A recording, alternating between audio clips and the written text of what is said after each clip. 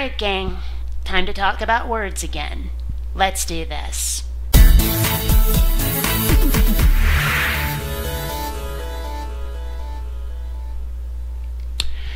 So it seems that Zomgets Chris has gone and responded to my video and to the UK Atheist video. Let's have a look at what she says. Well, just to start off, I never, ever at any point said that atheism and agnosticism are mutually exclusive. My point was that they are not mutually implicit, meaning that just because you're agnostic, that doesn't necessarily make you an atheist. I can't agree. As near as I can tell, that is what you said and what you continue to say in this video, as we'll see. This is the basis of our disagreement, because you treat knowledge and belief as if they are two completely different things, as you say they are. And I reassert it, knowledge and belief are different. Knowledge is based on facts, but belief is just conviction. And a person who has really strong beliefs could be completely factually incorrect. And someone who has really strong beliefs could have those beliefs backed by facts. They are separate things. They belong to the same sphere. The difference between belief and knowledge is not one of kind, but one of degree. You can think of it as a scale, and yeah, this is a nail filer, try to ignore it and pretend it's a scale. So here, at one end, you have the completely unjustified beliefs. Example of a belief that is based on a gut feeling. I believe I will meet the love of my life this time next year. Then around here you have the beliefs that are somewhat justified, but still pretty much baseless. Example of a belief that is based on a trivial assumption. I believe John will win this race. I mean, he won the last one and the one before that. Now around here you have the beliefs that are justified but just not enough. Example of a belief that is based on facts but just not fully supported by facts. I believe some dinosaurs were hot-blooded. And then near the end you have the beliefs that are justified beyond reasonable doubt. Example of a belief that is based on facts and fully supported by facts. I believe we share a common ancestor with the great apes. At this point, belief becomes knowledge. Nah, see, I object to your position, to your scale of measure on multiple levels. For starters, you're not measuring the strength of someone's belief at all. I mean, if you have two people who have exactly the same amount of knowledge of God, or lack thereof, they're measured exactly the same on your scale, even if the strength of their belief is different. Even if person A doesn't believe in God at all, and person B believes very, very strongly, but both of them completely lack any knowledge whatsoever to justify their position, you're still measuring them the same way.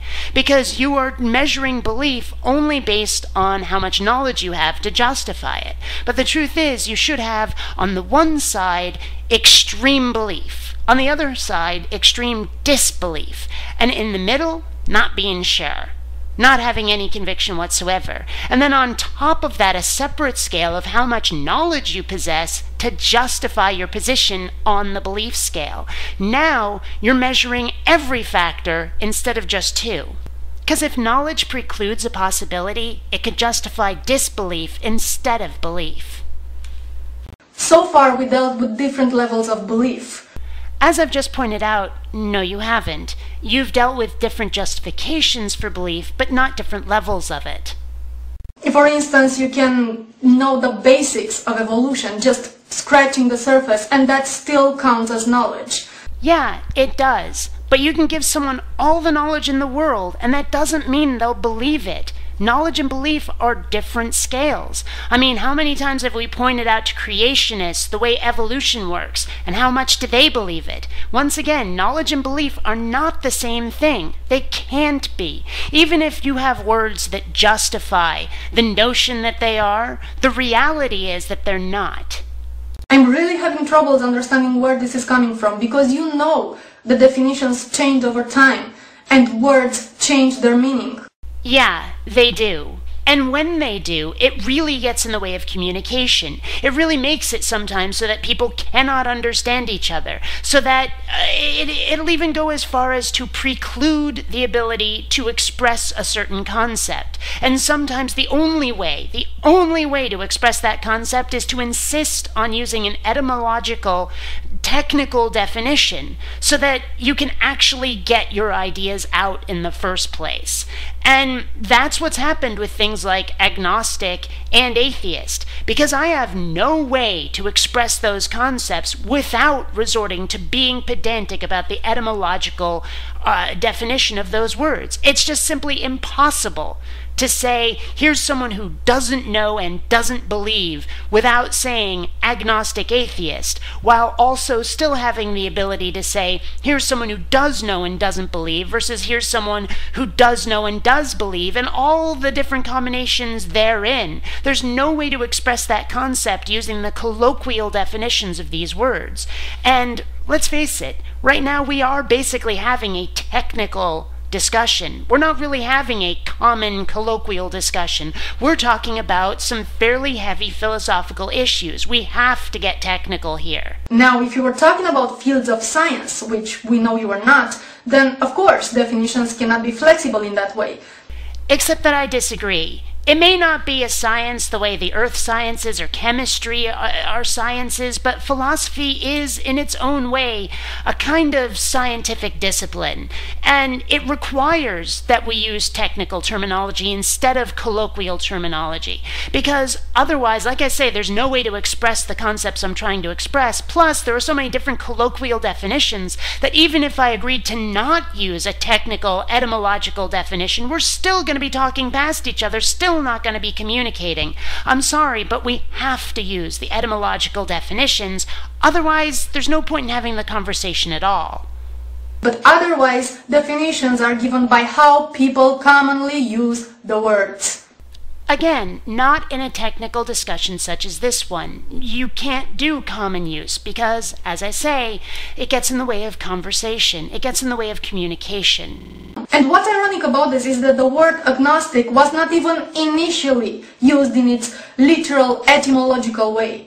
Which should suggest to you that the person who came up with it was doing it wrong and probably should have found a different way to express the concept than usurping two word particles that meant something other than what they intended.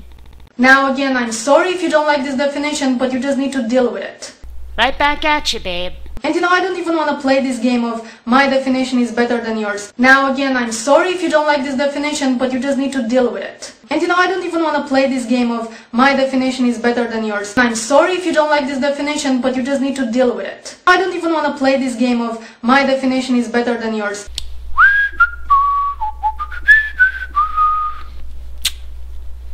If you want to use the word agnostic in its etymological way, fine. If it is in the dictionary, then you are perfectly justified to use it that way.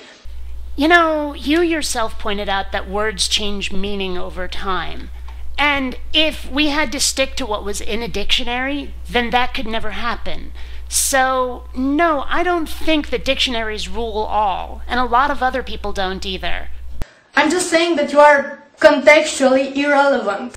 And once again, I disagree. The problem is that you and I both have a very different paradigm of how to look at belief versus knowledge. And the truth is, I think mine covers more bases and frankly looks more like reality. I mean, we can have a concept of something all we like, but that doesn't make it true. I made this point in my previous video. I am agnostic about the existence of God to the same degree that you are agnostic about the existence of an invisible, undetectable little troll who right now is sitting on my shoulder, sticking his tongue out at the camera and playing with his penis. I mean, of course, by your preferred definition, you could call yourself and me agnostics in this situation, but in this context, the word agnostic says nothing about you. Well, what more do you want it to say about me? It describes one trait that I've got, whether or not I have or lack belief. What more do you want it to do? Do you want that one word to describe my entire worldview? It just describes one aspect of me. I don't expect it to do that much heavy lifting. Why do you? So then why use it as a label? Because it does actually say something useful when combined with other things. You see, if I were to proclaim myself to be a theist, which I'm not doing, but let's suppose for a moment, if I said I do believe in God, and someone said, oh really? Can you justify that belief in God? And I said, well, no, I just believe I'm agnostic, actually, because I don't have any actual facts to present, so I can't justify my belief. I don't have knowledge to justify that belief, but I still believe, then I would be an agnostic theist. If, on the other hand, I said I'm an agnostic atheist, well, I don't believe in God. I don't have any facts that preclude the possibility of the existence of a deity. I can't say that is for sure not possible, and thus I'm a Gnostic atheist, but I can say that I don't have extensive knowledge that can justify my position necessarily. It's just a belief of mine. Thus, I would be an agnostic atheist. It does actually do some heavy lifting when it's tacked on to another word. That's the point. It doesn't have to be my entire worldview. In fact, what I'm objecting to are people who call themselves agnostic without that other trait. That was the whole point of my video. So, yeah, I don't know what your objection is here. I mean, you don't want to use it as a label because it doesn't say enough about you? Well, it's not supposed to say that much. So now I have to have doubts about something for no other reason than just because somebody claims it exists? Otherwise I'm a fundamentalist? What the hell, BionicDance? Wow, you could not have misunderstood me worse. But let me ask you a question, okay? What would you call somebody who asserts a conviction for which they have no evidence whatsoever, who cannot be shaken from that conviction despite having it pointed out to them that they have no evidence whatsoever? Because we don't have evidence there's no God. We don't have evidence that precludes the possibility of there being a God. So claiming we're Gnostic atheists just as much as a theist proclaims they know God exists for certain when they completely lack evidence to that effect, yeah, that would make us fundamentalists. Of course it would. So, yeah, either you are an agnostic atheist or you can prove there's no God. Which is it? I don't need to prove a negative, and you know this. It is on the theist to prove their claim. No. You see, there is a huge world of difference between looking at someone else's claim and saying, that's unjustified, therefore I do not believe, and saying what you said, which was, I don't believe in God and I know there isn't one, for sure. Because that is what you said. You said, I know there's no God. You flat out stated that. Well, if you know there's no God, you have to have evidence of that, because that's much stronger an assertion than simply telling somebody, I don't believe your claims. That's not what you did. If it's what you intended to do, it's not what the words you used meant. And now all I need to do is refute their arguments, if I find them unfounded. That's it. That is all. There is no outer requirement of me to keep on doubting. Not even a tiny little bit. And nobody's saying any different. However, I'm addressing something else entirely. Because as I said, in your previous video, your first video, you flat out stated, I know there's no God. You used those words. And that is something you do have to justify. Pointing to someone else's claim and saying, you haven't justified your claim, therefore I don't believe in it, that's completely different from saying, I know for certain there's no God. Because that person doesn't have to make their argument at all for you to make that statement. That statement stands alone, and you have to justify it. Leaving all this philosophical bullshit aside, you know, okay? You know that there are no fucking elves living up your ass. And you were using butt elves as an analogy for God, if you'll recall. But the point is, they were intangible, undetectable, and yet somehow you know that they don't exist? Bullshit. You don't know. You just really strongly suspect to the point where you find it ridiculous to grant them any credence. But that's not knowledge. Belief and knowledge are separate scales. You believe a lot in the complete absence of data. Belief and knowledge, different things. Now another thing that really annoys me, and I keep on seeing this in the comments, is this idea that as an atheist you either have to be agnostic, or if you're not, then you are gnostic. Like, I just don't get you people. Where do you come up with this shit? These two words are not even perfect antonyms. Even if They sound that way phonetically. They're not. The word Gnostic was never used with its etymological, strictly literal meaning, not even in the beginning. Well, let me ask you this then. Suppose for a moment I grant everything you say about the word agnostic and how it was originally used and how it should be used and all that shit. Let's just suppose for a moment I do that. Okay? How would you suggest that I express the concept I'm trying to get across? Okay? Because I do see belief and knowledge as separate things. Because I do see that no matter how much knowledge somebody has, it may have no effect whatsoever on their belief. Or disbelief, for that matter. It does seem to me that that's the truth. And the etymology of agnostic does refer to knowledge. Gnosis, agnostic, without knowledge. Gnosis, knowledge. It makes perfect sense. And this is how a lot of people, you again said it yourself, a lot of people in your comments are talking about using it that way to express the concepts I'm trying to get across. And again, you yourself said that words change meaning over time.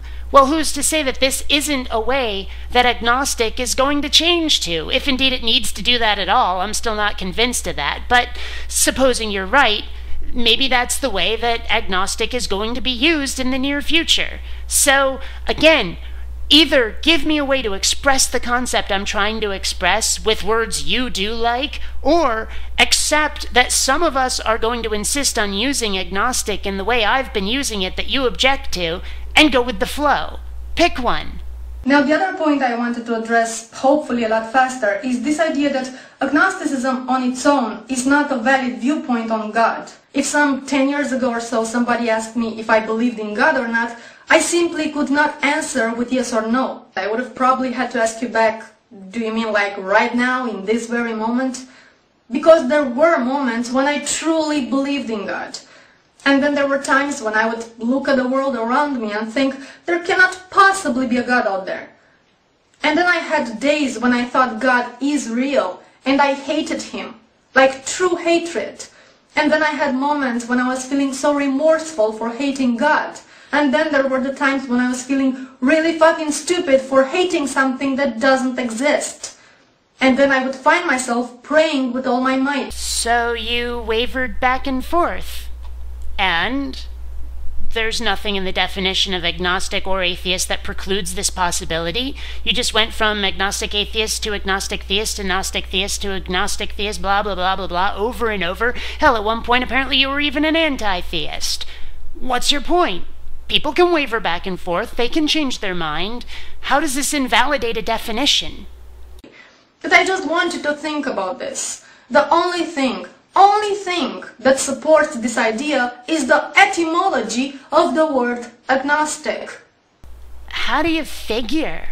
I don't see it like that at all. As near as I can tell, the etymology of the word does actually describe a way I look at the world, or the way a lot of people look at the world, that belief and knowledge are indeed quite thoroughly separate, that the strength of your belief may be slightly related to the amount of knowledge you have, or maybe very strongly related to the amount of knowledge you have, but it could also be completely unrelated to the amount of knowledge you have. Again, we can explain to believers as much as we like about evolution. We can explain to believers as much as we like about science and the Big Bang and everything about the universe. It won't make a lick of difference to their belief. Knowledge and belief are not as related as you want to say.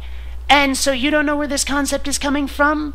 I hope I've cleared it up for you, 'cause that's where it comes from. And if you happen to watch the videos I responded to, which I will link in the low bar, don't downrate those videos, don't give those people shit. They're, not exactly listening to you on that score, I'm afraid. Oh, and by the way, that goes for my viewers too. Please keep it civil. Don't start giving people shit. Don't downrate just because you do or don't like someone. If the quality of the video or the quality of the arguments suck, then you can downrate. Otherwise, let's have that thumbs up or just leave it alone. Okay, gang? Just saying. This is not a fight, okay? Remember that. That's what you think. Put up your dukes, bitch. Actually, the sheer number of people who suggested we, take off our clothes and get muddy over this, Ah, you gotta love the internet, huh? This is like a friendly conversation type of thing. True. And this part of it is over. So I'll catch you evil geniuses later. I want to borrow a line from the True Puka. If you find these words upsetting, pet the kitty. Rate this video or the cat gets a laser between the eyes.